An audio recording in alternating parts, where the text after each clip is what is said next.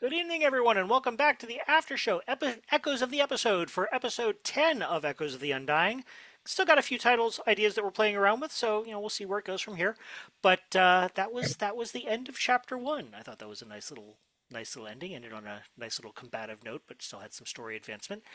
So we're going to go ahead and we're going to go around and do our stars and wishes, and then we'll talk a little bit about what happened. And I think this time we will start with Matt. Yes, It you. it me.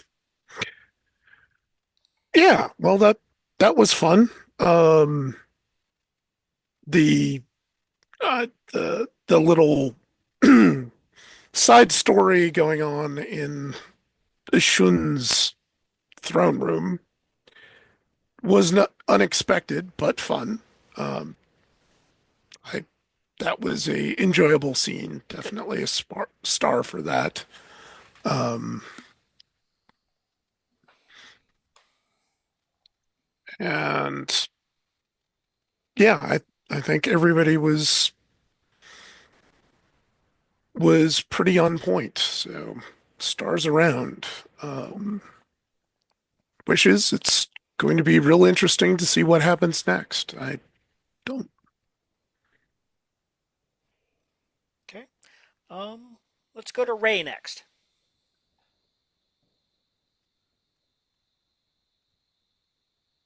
Uh, okay. There's a lot going on there. Mm-hmm. That was good. That was I didn't realize that until the very end when you pulled an intrusion on Zell that you hadn't done one the entire night. Yep. That is the longest you have lasted without throwing in a GM intrusion. So star for you for being able to fundamentally mix things up. That's really good. It's nice to have diving into the story and uh messing with our minds, and then also just let us do some rock'em sock'em robots. So big star for being versatile in how we go about things. um Star for Matt for just for your berserking qualities. That was entertaining as hell. um and uh Star to ECAT for dealing with really fucked up dice rolls. That, yeah, that. Yeah, I'm supposed to be the expert in fighting this shit, but kept whipping it. So, let's see. Wishes, nothing, nothing seemed lacking during the episode. Dice is going to be dice. Um, we all got we all got a good taste of the action. Um, so I have no complaints over the episode. So I just think that you know figuring out what I'm going to pick for tier two and then moving forward and integrating all of that. Yep. Right. Let's go to Julie next. Okay, so first of all, thank you for giving me something that I could light on fire. I very much appreciated that. Because fire mage has to fire, Yep. and I really like the way that you integrated story with the combat so that it wasn't just beating things up just because. Um, but yeah, I'm really enjoying everybody's descriptions of what they're doing and how they're reacting, and just just that, like stars to everybody for making it not just I use X ability. Um,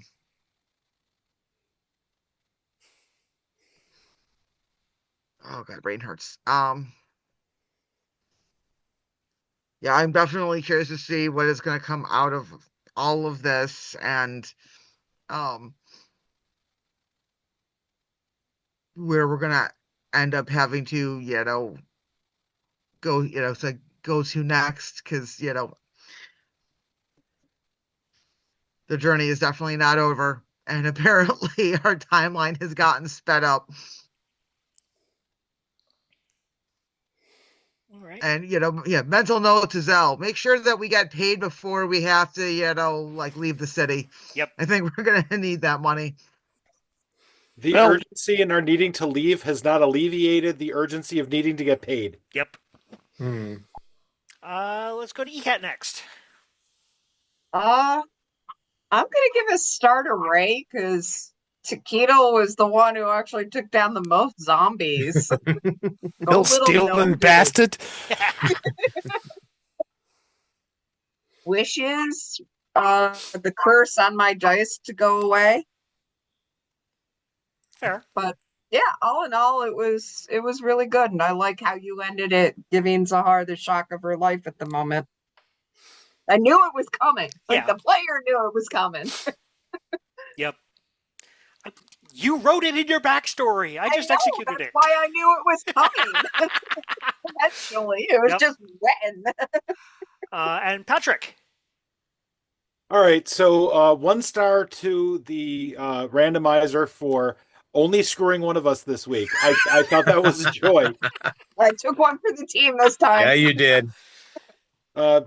Another for our illustrious GM. I really liked the progress of the combat as we fought the couple guys and they split into 3 each and we fought those and then those created zombies that we had to go fight.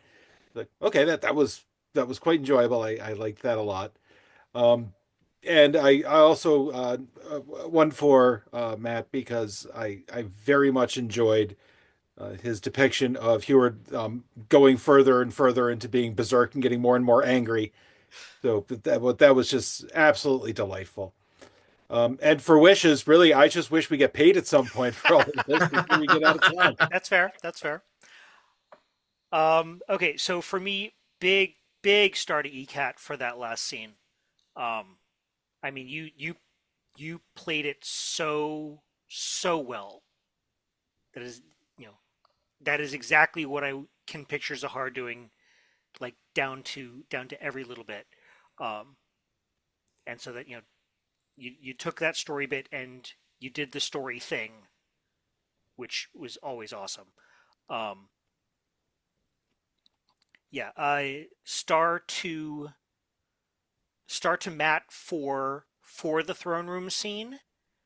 Um, because that again that was exactly how Howard would have done things, and you played that perfectly, um, despite all the curveballs that I kept throwing at you. Um,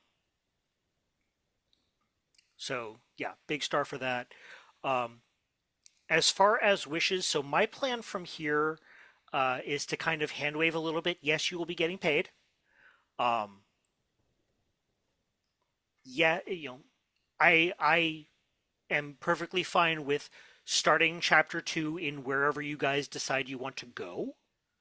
Uh, so you tell me where you want to go. You've got a whole big continent to explore. You've got a couple of leads, a couple of places of interest, but where you go next will determine where the story goes next. Um, yeah. So uh, again, for our listeners, when we come back, our characters will be tier 2. So they're starting to advance their way through the world, which is always cool to watch. Um, I like this idea of like 10 episodes per chapter, kind of per tier.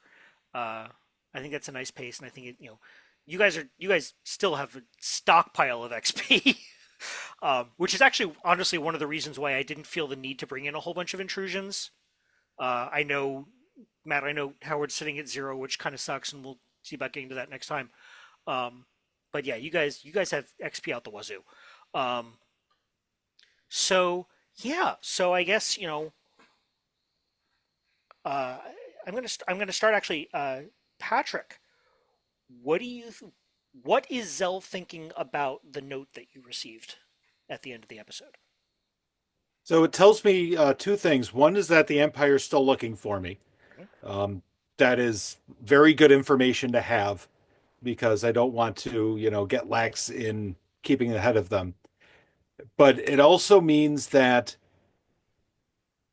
I do still have my support system, but it also means they can find me, which is its own danger.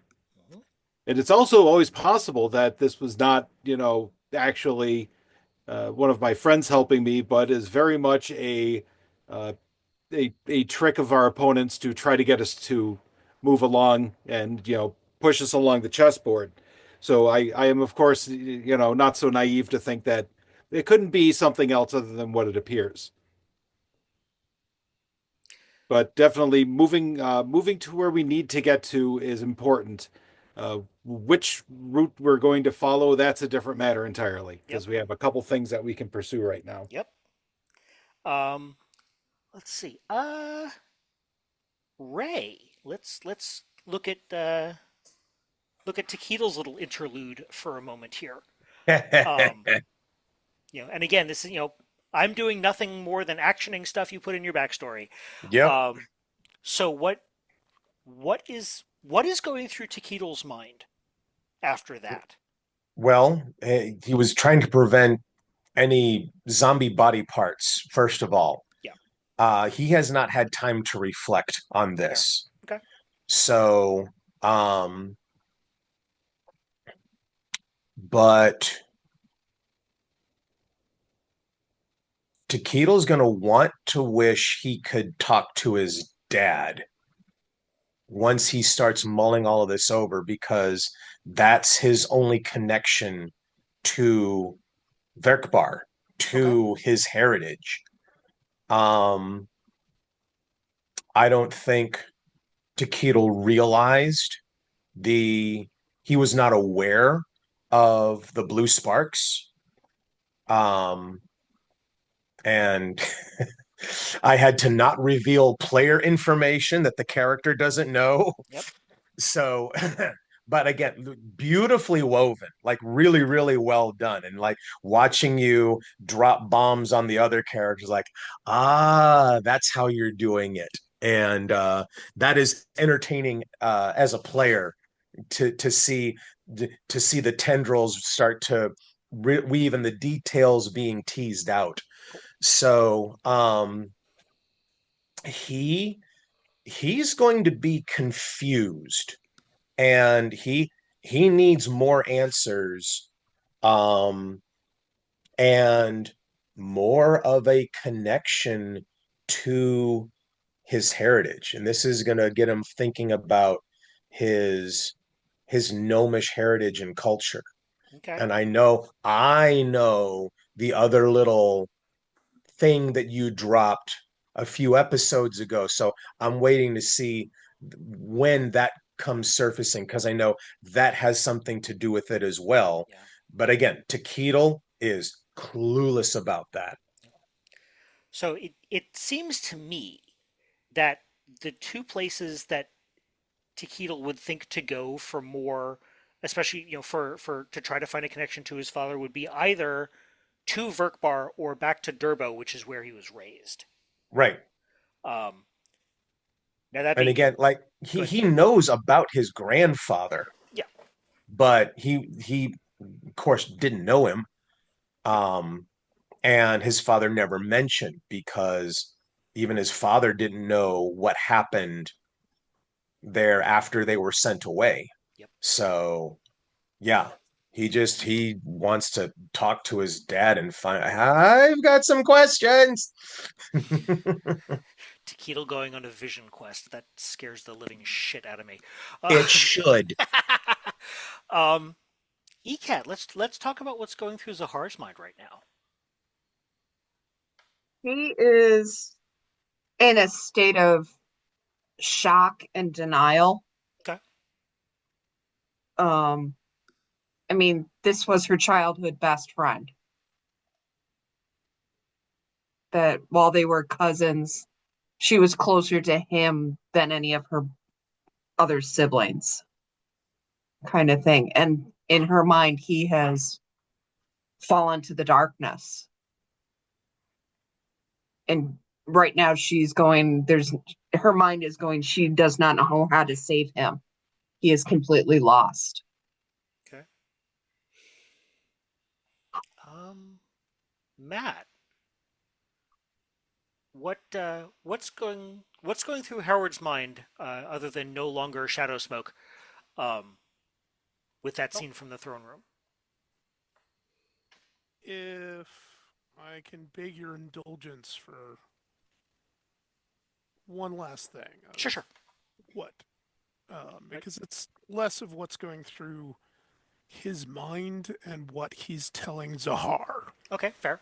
because she's crumpled on kneeling down in the sands, and he's put his hands on her shoulder.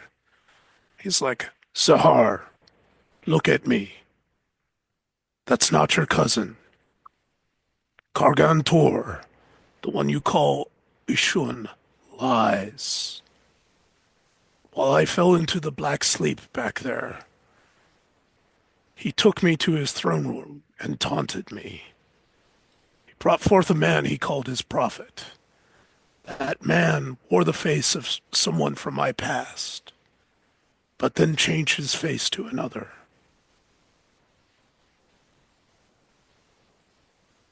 That man in the street may wear your cousin's face, but he is not that man.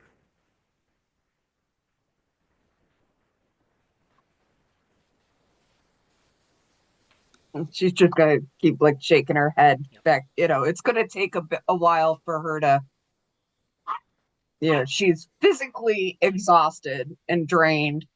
Pretty Yep, sure her and arm's broken from that zombie bite, even through the elven chainmail and kind of he's just thing. gonna stay with her and Okay. keep reassuring her. Actually, she'll apologize for throwing pomegranate juice on him. Maybe, That maybe, oh, that's why I'm sticky. Okay. Only and problem red. with that is there's now zombie flesh stuck to the pomegranate juice. Back to the baths. I'm going to need a Ew. bath.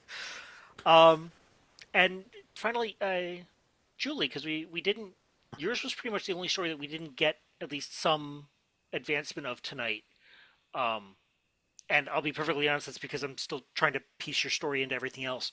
Yeah. Um, so, from a player perspective, my question for you is, what what do you want to see happen to advance Seraphina's story?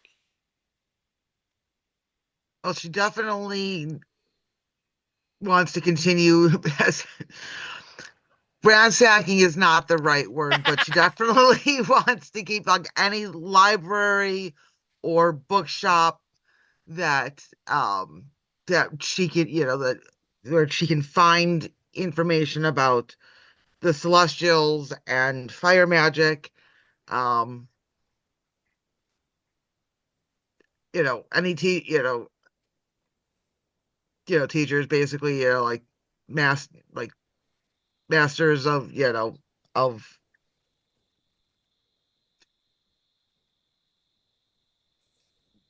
yeah, I mean, just Julie's been basically replaced by a she's, test pattern momentarily. yeah, sorry, just my brain is just done. Very, very Yep. done. Nope. Fair enough. Yes, words are hard. Yep. Just basically just she wants to expand her knowledge to try to figure out because of who she is and where her abilities are coming from. Because it's not just trained magic. I mean, so Okay. Um. All right. Well, that's all I've got. Anyone else have any questions they want to raise, theories they want to craft, uh, pomegranates to throw at the GM? Uh, No, I know Hereward was concerned, being that certainly there was something awful going on the other side of that runic gate in the the defiled temple. So he certainly, if we're going to leave, he's advocating for going through that. Okay. Um, I am curious to see who is really in charge because in both of our visions, who I thought was pulling the strings, I don't think was really pulling the strings. So Okay. that is its own interesting power dynamic as the details are being revealed and our own individual big bads are coming more to light and Possibly just one big bad, possibly. just wearing lots of many faces. Yeah. Hmm. All right. So, Trevor, Yeah. instead of Cthulhu, are we going up against Nerlatha this time? Not as far as I know. This moment. Yeah. No, I have nothing Lovecraftian or even Lovecraft-esque uh, planned for this. It's